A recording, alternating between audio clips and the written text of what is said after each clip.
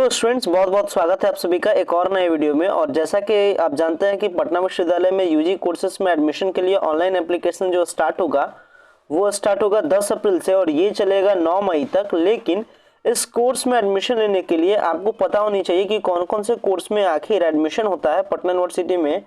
यानी पटना यूनिवर्सिटी कौन कौन से कोर्स में एडमिशन के लिए नोटिफिकेशंस को जारी किए, यानी इस बार बीए होगा या बीएससी होगा, बीकॉम होगा या बीबीए होगा या नहीं, बीएफए होगा कि नहीं। इस तरीके के आपके मन में सवाल चल रहे होंगे कि आखिर जो 10 अप्रैल से होने वाला है स्टार्ट ऑनलाइन अप्लाई एडमिशन के लिए, उसमें कौन कौन से कोर्स के लिए अप्लाई आपका स्टार्ट होने वाला है। तो आज के इस वीडियो में आपको पूरी कंप्लीट इन्फॉर्मेशन से आपको बताऊंगा कि आखिर कौन कौन से कोर्स में एप्लीकेशन से स्टार्ट हो रहा है एडमिशन के लिए। साथ में ये भी बताऊंगा वो कोर्स कितने टेन्योर का है, वो कोर्स कितने टाइम का है, वो कोर्स कितने साल में कंप्लीट होता है। क्योंकि बहुत सारे स्टूडेंट्स कंफ्यूज्ड है कि जो नई शिक्षा नीति चली है उसके अकॉर्डिंग क्या ग्रेजुएशन मेरा 4 साल में कंप्लीट होगा, क्या मेरा ग्रेजुएशन इंटीग्रेटेड फॉर्म में कंप्लीट होगा, क्या मेरा ग्रेजुएशन बीए प्लस बीएड साथ में हो जाएगा, बीएससी प्लस बीएड साथ में हो जाएगा। इस प्रकार के कई सारे क्वेश्चंस आपके मन में चल रहे होंगे। तो क्या है पूरा कंप्लीट इसको लेकर के इन्फॉर्मेशन, ये इन्फॉर्मेशन हालांकि पेपर के माध्यम से कल भी मैंने आपको बताया था, बट इसे मैं डीपली इसके बारे में डिस्कस नहीं किया था और पेपर के माध्यम से कल इन्फॉर्मेशन जारी भी किया गया था। बट आज के इस वीडियो में आपको पूरी कंप्लीट इन्फॉर्मेशन बताने वाला हूं कि आखिर क्या है पूरी कंप्लीट इन्फॉर्मेशन इसके एडमिशंस को लेकर के। सो गाइस, अगर आप चैनल में पहली बार विजिट किए तो चैनल को जरूर सब्सक्राइब कीजिएगा ताकि प्रॉपर अपडेट आपको टू द टाइम मिल सके।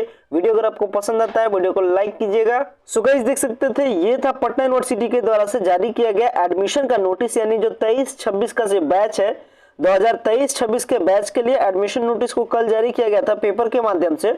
और इस पेपर के माध्यम से अगर आप सेशन को अगर आप देखते हैं तो 23 से 26 करने का मतलब 3 साल। यानी ये जो पहला जो दूसरा सवाल आपका था कि आखिर ये ग्रेजुएशन कितने टाइम का होगा, तो ये आपको पता चल गया होगा कि ग्रेजुएशन आपका 3 साल का होगा। अगर 4 साल का ग्रेजुएशन होता तो यहाँ पे इस चीज के बारे में लिखा जाता है 2023 से 27, बट आपने देखा कि क्या लिखा गया है 23 से 26। यानी कहने का मतलब ग्रेजुएशन तो आपका 3 साल का होगा, यानी जो कोर्स का जो ड्यूरेशन है वो आपका 3 साल का होगा। यानी जो नई शिक्षा नीति का जो इंटीग्रेटेड कोर्स का जो प्लान है 4 साल का, वो अभी फिलहाल पटना यूनिवर्सिटी में इस बार के लिए तो लागू नहीं होगा। वो क्या काम करेगा 23 से 26 यानी 3 साल का सिंपल सा ग्रेजुएशन होने वाला है under the CBCS system. But सबसे मोस्ट इंपॉर्टेंट है कि इस ग्रेजुएशन वाले सिस्टम में, यानी ये जो ग्रेजुएशन का जो एडमिशन होने वाला है पटना यूनिवर्सिटी में, उसमें एडमिशन लेने के लिए ध्यान रखना है। एक स्पेशल बात मैं लगातार आपको बता रहा हूँ कि आपको देना है एंट्रेंस का एग्जाम, और एंट्रेंस के एग्जाम के बारे में आपको आइडिया नहीं है, न ही आइडिया कहीं एक्सटर्नल सोर्सेज से मिलती है। एक्सटर्नल सोर्सेज से क्यों नहीं मिलती है? कारण है कि जब इसका एंट्रेंस एग्जाम होता है, यानी ये जो कोर्सेस है, इस कोर्सेस में अगर आप एडमिशन लेना चाहते हैं तो आपको फॉर्म को अप्लाई करना है।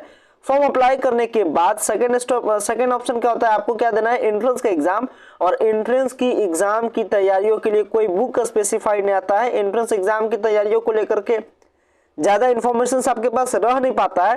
कारण है कि इसके जब एंट्रेंस एग्जाम कराए जाते हैं तो क्वेश्चन पेपर आपसे वही रिटर्न लिया जाता है। जब जैसा कि क्वेश्चन पेपर बाहर निकलता है ना इसके सेंटर से, जिसके कारण से क्या होता है जो क्वेश्चन पेपर है वो बहुत ज्यादा स्टूडेंट्स के बीच में स्पीड नहीं होता है, तो उसकी तैयारियों के लिए जो बुक्स वगैरह है वो कुछ भी सूटेबल नहीं होता है, जिसके कारण से स्टूडेंट्स तैयारियां नहीं कर पाते हैं प्रॉपर वे में और ये सारे कोर्सेस में एडमिशन नहीं ले पाते हैं अच्छे रैंक न आने के कारण। तो आखिर अच्छा रैंक आपका कैसे आएगा ये सारे कोर्सेज में एडमिशन लेने के बारे में वो मैं आगे आपको बताऊंगा। वीडियो के लास्ट तक बने रहिए। फिलहाल में बात करते हैं कौन कौन से कोर्स में इस बार एडमिशन होगा। तो बता दें आपको, पटना यूनिवर्सिटी ने जो जारी किया एडमिशन नोटिस है उसके अकॉर्डिंग वो लेती है रेगुलर कोर्स में एडमिशन और एक लेती है वोकेशनल कोर्स में एडमिशन, जिसको वो कहते हैं सेल्फ फाइनेंसिंग कोर्स। और अगर मैं रेगुलर कोर्स के एडमिशन के बारे में बात करूं तो रेगुलर कोर्स में इस बार होने वाला है बैचलर ऑफ फाइन आर्ट्स में एडमिशन, यानी बीएफए में एडमिशन होने वाला है। बीएससी ऑनर्स, यानी अगर आपको ग्रेजुएशन करना है साइंस के फील्ड में, अगर आपको ग्रेजुएशन करना है आर्ट्स के फील्ड में, आर्ट्स करने का मतलब वो वाला आर्ट्स, कला आर्ट्स का करने का मतलब आर्ट्स एंड क्राफ्ट, यानी जिसमें आप पेंटिंग एंड डिजाइनिंग वगैरह सीखते हैं।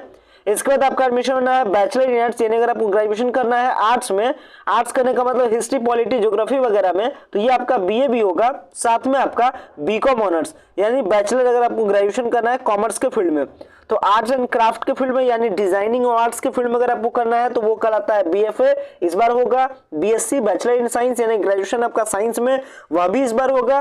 बैचलर इन आर्ट्स यानी कि आर्ट्स के पेपर में ग्रेजुएशन यानी हिस्ट्री, पॉलिटी, ज्योग्राफी जैसे पेपर्स में, यह भी इस बार होगा। बीकॉम करने का मतलब ग्रेजुएशन इन कॉमर्स फील्ड, ये भी कोर्स इस बार अवेलेबल होगा।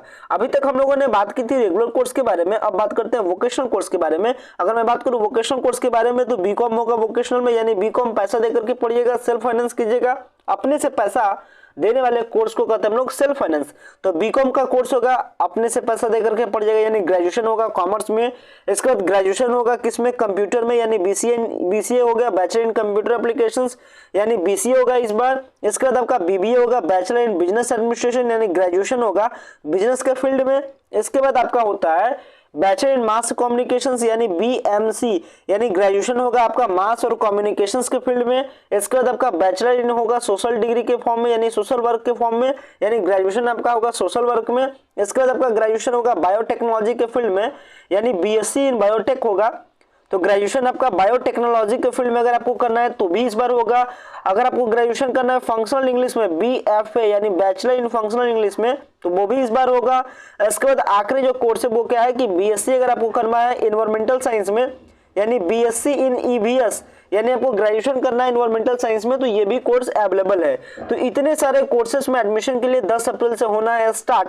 अभी तक जारी यूनिवर्सिटी की तरफ से प्रोस्पेक्टस नहीं किया गया है, जैसे प्रोस्पेक्टस जारी होता है फिर मैं आपको प्रोस्पेक्टस के बारे में प्रोस्पेक्टस के मदद से मैं आपको डिटेल में बताऊंगा। बट सबसे मोस्ट इंपॉर्टेंट चीज क्या है इस पूरे एडमिशन के प्रोसेस में कि पूरी कहानी डिपेंड करती है आपका एंट्रेंस एग्जाम में। तो एंट्रेंस एग्जाम में आपको बेहतर करना है, इसके लिए आपको जरूरत है क्लासेस की। तो मैं हमारे टीम के द्वारा क्लासेस का सेटअप किया गया है और इस एंट्रेंस एग्जाम में अच्छे रैंक लाने के लिए आप क्लासेस से जुड़ सकते हैं। वीडियो के डिस्क्रिप्शन बॉक्स में तमाम सारे क्लासेस से रिलेटेड डिटेल्स है, कैसे आपको क्लास से जुड़ना है, क्या सारे क्लासेस में फैसिलिटी है और ये जो आपका एंट्रेंस एग्जाम है ये बहुत ही इजी वे में कैसे क्रैक किया जाता है, ये तमाम सारे इंस्ट्रक्शंस, ये तमाम सारे इन्फॉर्मेशंस आपको मिल जाते हैं वीडियो डिस्क्रिप्शन बॉक्स में। तो आप वीडियो डिस्क्रिप्शन में विजिट करके तमाम सारे इन्फॉर्मेशंस को जान सकते हैं और क्लासेस से जुड़ सकते हैं और आप अपनी क्लासेस के साथ तैयारियों को बेहतर कर सकते हैं। गाइस वीडियो को एंड करते हैं। Thanks a lot for watching this very important video.